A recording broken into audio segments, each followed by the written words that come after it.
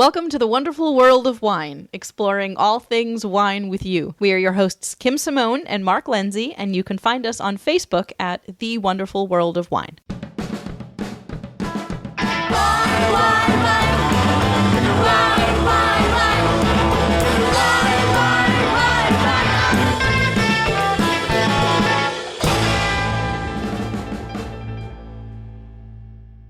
Welcome to the wonderful world of wine. Every week, Mark and I get together and we talk about trending topics and current events in the wine world. How are you this week, Mark? Everything is great, Kim. How's Wonderful. things with you? Things are good. Busy. We're always busy. So we've got some interesting and fun things to talk about this week. And as our listeners have come to know, we are big into wine education and we teach our own classes, do a lot of independent wine learning. So every week we like to talk about what we have Googled in the world of wine. So what did you find new and interesting on the internet this week?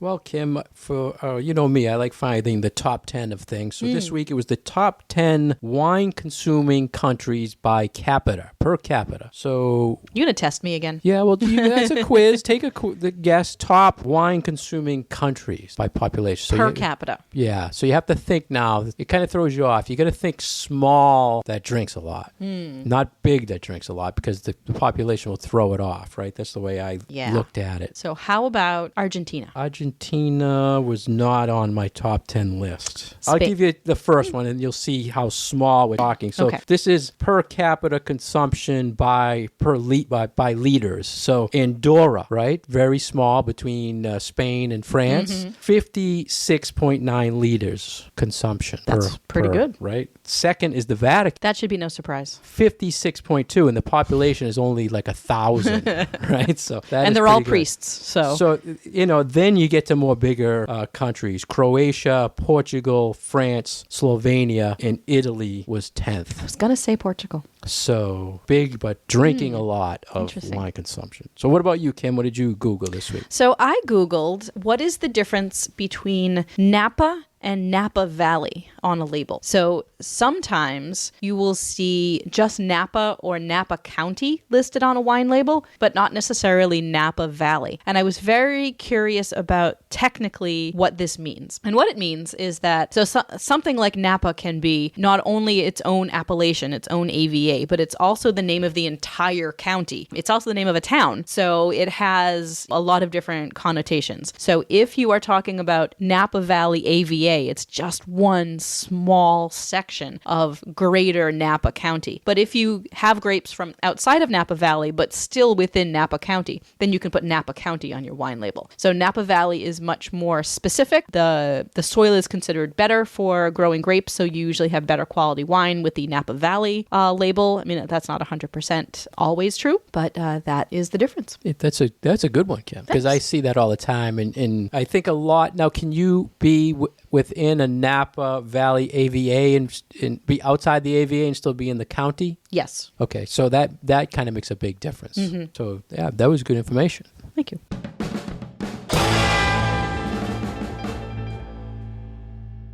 So I found an article in insider.com that talks about why in some traditional winemaking areas, they still actually stomp on the grapes by foot to make the wine. Did you know that this was still a thing, Mark? I did, because, we research a lot of wine. And at one time I bought a wine from Portugal, and they stressed in the text sheet that it's foot trotting. So and it made me think, why and research it. So yeah, so there are still some port producers, and then I can assume probably some other still wine producers in the same region of Portugal who utilize people stepping on the grapes to actually crush them instead of using a machine. And there are a number of different reasons why winemakers might want to do this. The human foot is actually surprisingly gentle when it comes to crushing grapes. So their human is heavy enough to break the grape skins and get the juice out of there, but not necessarily going to be busting the seeds inside that grape. So you want firm but gentle pressure, I guess you can say. And apparently a foot is a really good mechanism for crushing grapes. Yeah, and they actually invented a lot of machines based on the action of the foot against the grape. If listeners are probably saying, oh, this is, are they actually putting their feet on the grapes? Yes, they are. Yes, they are. Yes, and they are. You just Google a picture of it. No shoes, no socks, right? Short shorts. And you do get your legs all covered in grape juice. Yeah, they get covered in juice. And they have very, what they call low tanks that they can just kind of jump in like a 3-foot kind of wall, and they get in. And people usually all grab each other's arms like a chorus line and hold on to each other because it's dangerous if they fall in. And I can imagine it's probably quite slippery. Yeah, I would assume they're doing that. Plus, most of the time they're having drinking parties. That's true. They're drinking with it too. And this made me think, so I was, seeing these pictures in this article, and there was a video that went around along with it, and it's people just trotting grapes literally for hours. And I'm like, wow, this must get really boring. And then that's when the article mentioned that there's music and there's dancing and there's drinking. I'm like, well, of course there's music and dancing, because otherwise this would be so boring spending hours doing this. So it's like you're line dancing with your friends to music in order to stomp the grapes. They make a party out of it, and this is traditional. If you're not in Portugal and in the Douro Valley, this is their tradition. So you can find wines that say this is how it was made, the traditional way. And there's been reports, like I said, if they fall in, if you fell in and no one picked you up, you're obviously either going to drown or you're going to, from the gases, you're going to get overcome. Well, at least at this point, it's not necessarily alcohol yet. It's still just grape juice. Yeah. So, but it looked fun. Did you ever see it when? Well, you're going to Spain. Are you going to Portugal? Spain. We fly into Portugal and we get to drive through it a little bit, but we're not stopping at any wineries on the way. So no, we're not going to be able to see any foot treading of grapes. It's the wrong time of year anyway. Well, it's definitely different. I think it's kind of disgusting too when you think about it. And that was what I was thinking. Like you said, as we're thinking juice, about bringing up this topic. I'm like, ooh, are people going to be really weirded out by this? More things will be done to it after someone's toes are in it. So the alcohol will kill anything in there. See, now I was thinking none of the Spanish lines I know, the brands, have anything to do with feet or anything. Like now in America, you got barefoot. And it makes you think like someone should have that as their trade name in Portugal, that showing a foot or something. Only if they think that it would be beneficial to selling the wine. I'm not sure to an American audience. They don't highlight that people are stepping on it a lot. No. So, well, interesting story, Kim.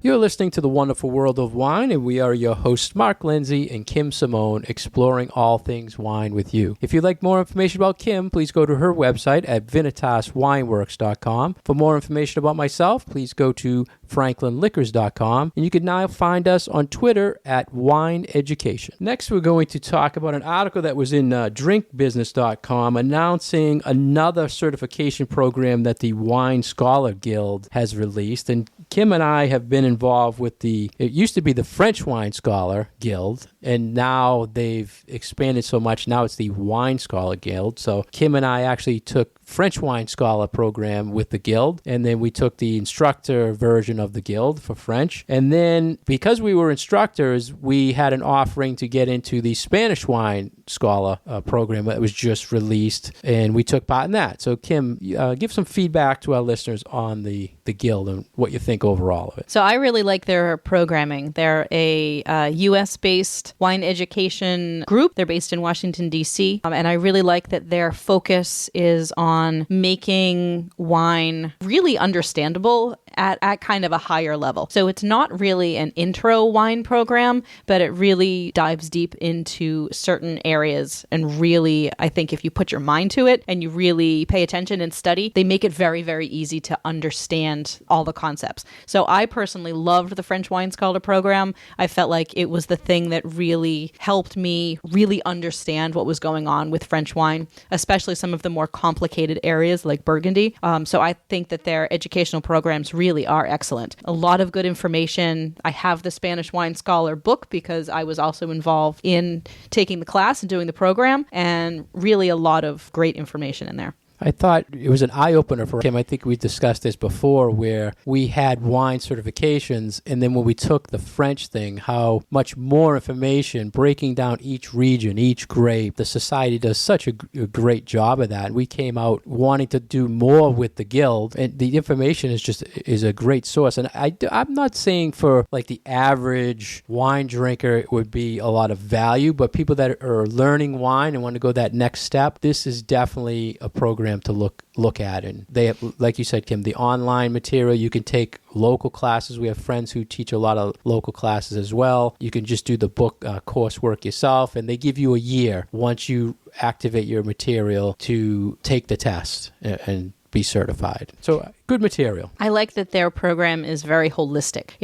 It doesn't just talk about the regions and the grapes. It also talks about history, and it talks about food, and it talks about soil, and it puts it all together. And I really appreciated that, because I felt like knowing all of that other stuff makes it a complete package, and then you really comprehend what the wine is all about, especially once you then get the opportunity to either visit some of these places or you get to taste the wines. So they don't really focus on particular producers, which is, I think, a positive and a negative depending on where you're at in knowing a lot of producers and knowing a lot of different of these regions and these different grape varieties. But I really like that they're able to make it so just understandable in a way that really, for me personally, really helped me grow as somebody who likes to know about wine and teaches about wine myself. Yeah, and even if you want to learn about wine but not enroll in these classes or from these countries, you can be a member of the Wine Scholar Guild. I think it's $90 a year, and they have webinars. They have all sorts of education material you can access on their website. They have excellent webinars, which we have a lot of local friends who do webinars on there, and you can get a lot of information for $90 a year. It's almost like your own online wine magazine. Now, did you also get the instructor Italian Guild books? No, I haven't done anything with Italy. No. You have to get that program. Also great material. They just started that, I think,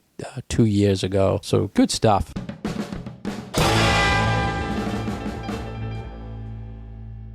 You're listening to The Wonderful World of Wine. We're your hosts, Mark and Kim. You can find more information about Mark on his website, franklinliquors.com, and more information about myself at vinitaswineworks.com. It's another article that we ran across, which has a lot of helpful tips and hints and things that we hadn't thought about before. How to be a better wine taster according to scientists. And we talk about tasting wine all the time, how to get better at tasting wine and how to get better at being able to describe what you're smelling and what you're tasting. And I really liked that this article kind of gave some things that we hadn't thought about before. Yeah, and there's always a lot of talk out there. Someone who is a super, quote, super taster of wine. Everybody tastes things differently. Women are a better taster of wine. It's scientifically proven, Kim, right? There you go. So Kim That's right. Automatically is better than me tasting wine. But my thing on tasting wine is the more you taste, the more you will detect, and the better you become, not only learning what you like, but learning what those tastes are in wine. Right. And that's kind of two different things. Learning what you like is one thing, but learning how to describe not only what you are experiencing in the wine so that you can have an educated conversation with somebody else about it, but being able to point out, this is what I like, this is what I don't like. And that'll give you a better experience, because then if you find certain styles of wines that you like and you can describe them appropriately, you're going to be able to find all sorts of new things that you hadn't tried before that you're really going to like. So I feel it's very valuable for people to be able to put into words what they're experiencing when they're tasting wine. Yeah, and the other way I look at that, Kim, it's a great way to test when you're buying wine, be it restaurant or retail, of testing that person selling the wine to you. If you say you like something and they're giving you something that is totally different than you describe, either they don't understand wine or their palate is totally, you'd have to say to them, your palate is totally different than mine because I didn't get this. Why did you get? You can test people with that. Or they're just trying to sell you something. Yes. It could be that too. Exactly. So it is very important. In this article, they mentioned a couple interesting scientific tests, Kim. Let's talk about, I think there was two or three different tests? 2 or 3, yeah. So the first one that they mention is something called the triangle test. I've never done this before, but I might want to experiment on my friends and do this triangle test. So what it is that you are tasting wine with a buddy, and your buddy has 2 different wines and 3 glasses. And so without you looking at what your buddy is doing, they are going to pour one wine into 2 glasses and then the other wine just into 1 glass. So you have 2 glasses that are the same and one that is different. And you have to figure out which one is the different one. Now, the key here is that you're supposed to have 2 wines that are fairly similar to each other. So a Cabernet and a Merlot, or 2 Cabernets, or 2 Pinot Noirs, but not like a Pinot Noir and a Shiraz. Like that would be a little too different, but something that is similar enough that you're going to really have to concentrate and pay attention to the differences in the glasses. So give an example, Kim. what you would use to make, because I like these type of tests, but I hate when people try to go too crazy. So like you said, maybe 2 different Pinot Noirs, similar regions, similar styles, or would you do one completely different style so they can definitely get the one? I think it would depend on the level of the person doing the tasting. I feel like if you are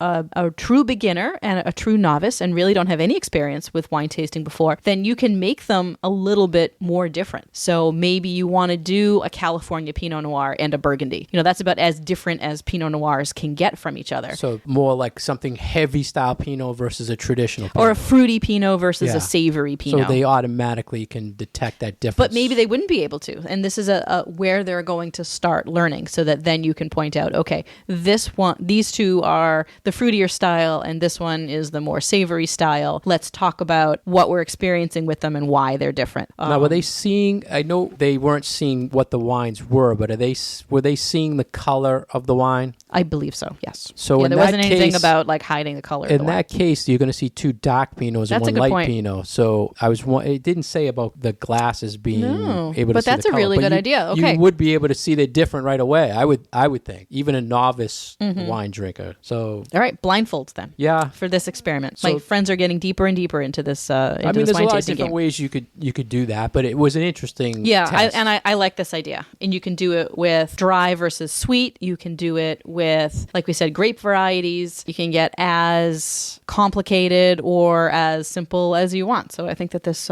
is a maybe fun thing that we could explore in Wine Club, perhaps. What about the next test, Kim? I've never done an acid test. They were talking about acid tests. So this was about adding different amounts of, say, lemon juice into glasses of water, and to see if you can tell when the level of acidity is going up and up and up and up. And I think that this is sometimes a difficult thing for people's palates to understand, especially if you're new at it. And then if you have like fruitiness in the wine, then that is going to mask the acidity as well. So acid can be a little bit of a complicated component to wine. So this was no wine, just water and lemon juice. Yep, and in varying amounts, and seeing if you can figure out which ones had higher levels of acid and which ones had lower levels of acid. Now, would that change the color of the water? If you put more lemon juice in one glass than the other, does it get darker? No, I'm not sure. I've never tried that either. No. It's another thing. I guess you could try it with white vinegar too, and then you really wouldn't see any change in color. But I'd rather drink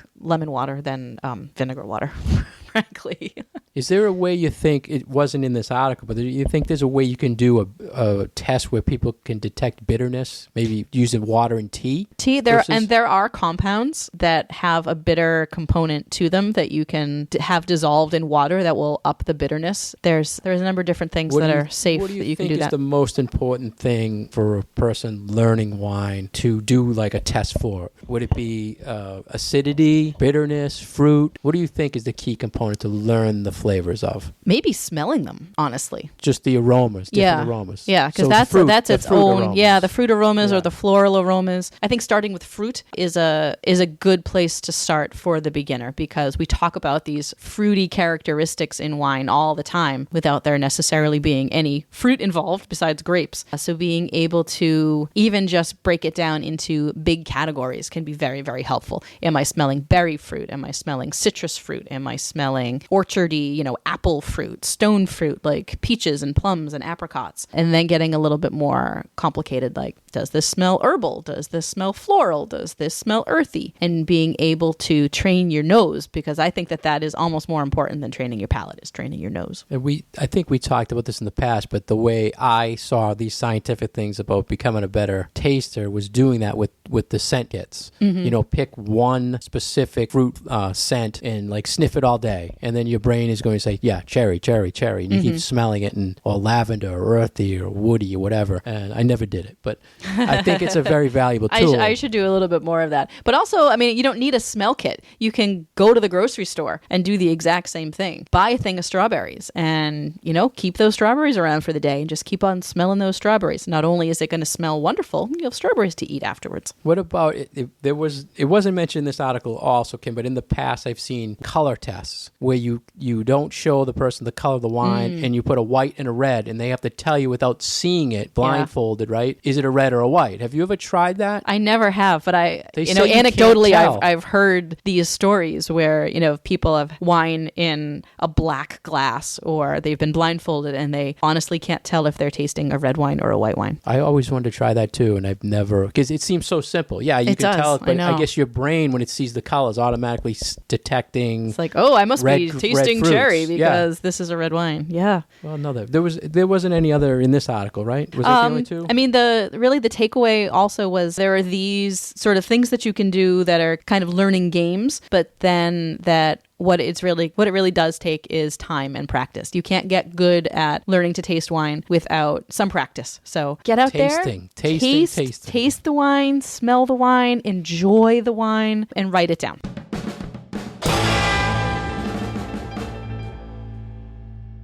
You're listening to The Wonderful World of Wine. We're your hosts, Mark Lindsay and Kim Simone, exploring all things wine with you. You can find Kim on her website at VinitasWineworks.com, and you can find myself at FranklinLiquors.com. Next, we have an article, Kim, that was an interesting space and wine story, right? So we say the world of wine, but now we're talking the universe of wine because there's this French space startup company that wants to send wine into space. And I wrote down in my notes here, why, Kim? Why? Why is this a wine story? Right? I think this is really cool. I love space stuff. So I was very excited about this article. So there's, like you said, a French startup that wants to send wine into space for a number of different reasons. One being to do research into microgravity and to see how wine reacts in an environment that doesn't have a lot of gravity and that also has a lot of radiation. So what happens to the wine inside that bottle? What happens to those microorganisms inside that bottle of wine? Does the wine age at the same rate? I mean, eventually we're going to space, right? Might not be anytime soon that humanity is going to get up there and live there, but eventually we're probably going to go into space. And I, for one, want to know how my wine is going to react if we're up into space. First wine educator in space. That's a big goal. But not a goal for me. That could be a goal for somebody else. So they did launch 12 bottles in November. So in November they sent a dozen bottles up to the ISS, up to the space station. But really what this article was focusing on was not so much about the kind of research that will be done on these wines or what the ramifications of the research could be, but how is it being funded? Because it sure is expensive to send things up into space to do scientific experiments on them. So what this startup decided to do was to have it funded by what they're calling donor patrons. So have people who have loads of money who want to sponsor this research, and then at the end of it they get a bottle of wine that has been in space and they can say, hey, this bottle of wine has been to space. So sort of bragging rights that they have something that you don't because their wine went into space. Yeah, they called it a luxury box of goodies, a luxury box of goodies. So there'd be wine in there. Then they didn't really talk about what else would be in that luxury box of goodies, but you can just imagine probably a very nice scarf or something. It's different. And they did say that in the past they sent Scotch whiskey into space. I thought this was very fascinating. And it aged, what did it say? In 2 years, it aged 5 years time. Yeah. So that was, I'm wondering what it's going to do to the wine. And that's a distilled spirit. So I mean, spirits are so much more stable than wine. So if that's what happened to whiskey in space, what's going to happen to a bottle of Napa Cabernet up there? I'm very curious to find out. Do you think people will want to drink it? Or well, they're just going to say, this was in space. I think that those people that are fronting the money for it, are probably not going to open that bottle and be drinking it. But I think that they are saving a couple of those bottles to do experiments on and to taste them and to see what happens to the wine inside that bottle. Do you think a winery is going to jump all over this? 5 cases were in space of our 100-case vintage. Quite possibly. You could buy, that would be huge. You could be a huge moneymaker. How expensive would that Screaming Eagle be? Yeah. Oh, yeah. If it went into space as well. They were also saying they were worried that part of the space thing was they're worried that the glass was going to shatter and things of that. But I didn't see, did it say how they were going to prevent that? No, they didn't go into detail as far as how it was packaged, but it does sound like it was being sent up in glass bottles with cork closure and, the ordinary way that we have a wine bottle. So there wasn't any special packaging for the wine. They would just have to protect it incredibly well so that when it goes up into space and there's all sorts of rattling around that nothing happens to the glass. Because I can't imagine that they send an awful lot of glass up into space. No, it was very different. And then you mentioned about the two of the issues they were saying could happen is the radiation, and then they were talking about zero gravity, but there's really no such thing. It's free fall gravity. So it's microgravity because there's a tiny little bit of gravity. So we talk about when wines are on a plane, they say it changes the flavor of the wine. So now you're talking how much higher, right? But I think that might be more our perception and not necessarily that the wine is doing something in that higher elevation. It's just that we can't necessarily smell it or taste it the right way when we are at higher elevation. Well, there is a thing that's been scientific about the altitude sickness of a bottle of wine. That it needs to rest when they used to fly things over in Concord and stuff. But they say that's I need to do more research into that then. I've never tasted it, but I have seen with some, they'll say, oh, this just came in and it needs to rest a little bit. Yeah, but I thought that was more just for the jiggling shipping of the wine too, and not necessarily because it was in a plane. Yeah, both I'm going to ways. do some more research on that. Thank you for that idea. We'll have to do a whole show on that. Yeah, segment. but I like this idea of, doing something a little bit different and out of the ordinary. And yes, it sort of seems frivolous, but I think that testing what wine does up in space sort of opens a lot of doors for other scientific experiments, probably would be paving the way for, other agricultural and biological experiments. So I think that this is something that has piqued my interest, and I'm going to be following the story going forward.